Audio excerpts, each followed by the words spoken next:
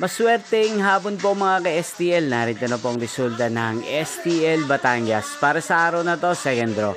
October 24, 2025, araw ng Biyernes.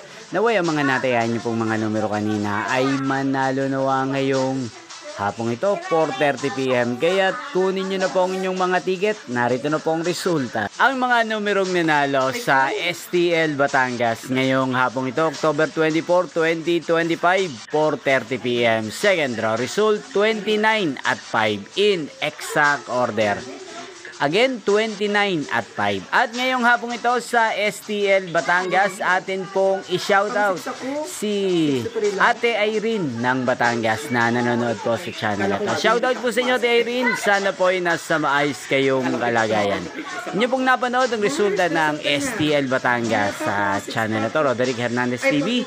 Magkita-kita pong muli tayo mamayang 8:30 PM. Thank you for watching.